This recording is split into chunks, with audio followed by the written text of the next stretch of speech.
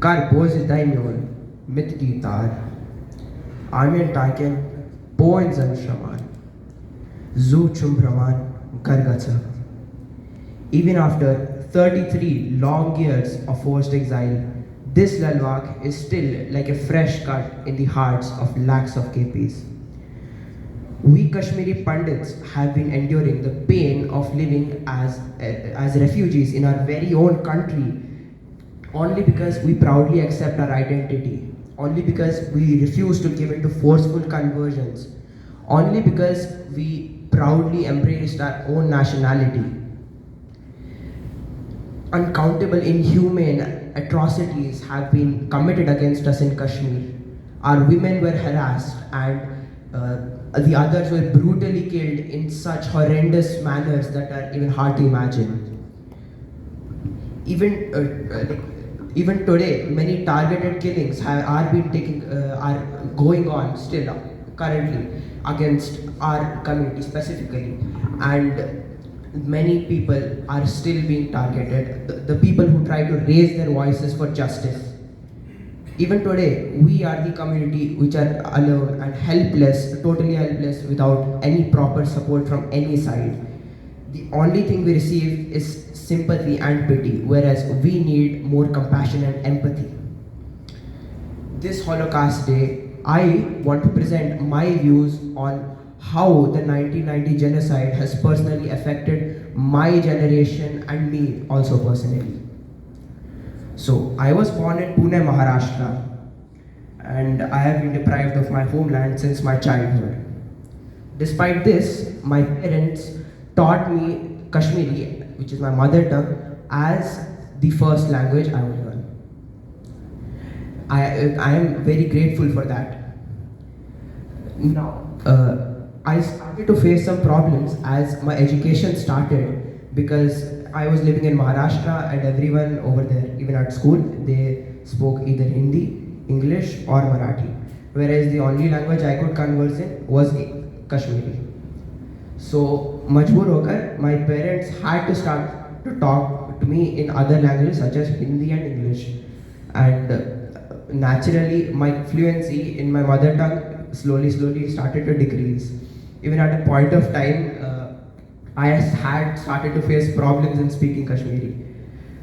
Now, this speaking Kashmiri has not only been a problem for me, but the entire new generation of the KPs.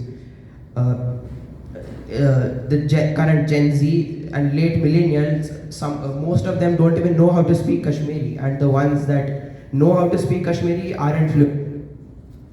The only main reason for this is because we are away from our homeland, and the environment of our homeland cannot be replicated anywhere outside of it. Because if you live in an environment, you feel that culture, you live in that culture, and when you live in that culture, you automatically understand what's going on. You're used to that. And if we are away from that culture, we cannot understand anything about it. It will be very hard. It is very hard to understand a culture. It is very hard to understand a culture if you are living away from it. If you are not living in a proper community where you can converse with different people on daily basis on the very essence of that culture. Now, if we aren't relocated back to our homeland, our language will soon die out because most of the Pandits are scattered all across the country or even the world. And when people are scattered across the world, it's very hard to actually form a community, you know, and वो माहौल बनना काफी मुश्किल हो जाता है. And if the language Kashmiri dies, ultimately the culture of Kashmir will die as well, because the culture is directly connected to the language, and a language has like several words which are unique to that language, which represent that culture. And if the language is extinct, you cannot describe that culture perfectly as you could in that native language as well. And the culture of Kashmir, the history of Kashmir's indigenous culture dates back to over 5,000 years, making it, if not the oldest, one of the oldest cultures that is still surviving to this date. And since the past 700 years, our ancestors have been passing this culture on despite the various tortures they were facing from Islamic invaders and the other six exoduses that took place, that were committed against us. Now, they took the pains of passing on our culture, and now it is our turn to pass on this culture to our new generations.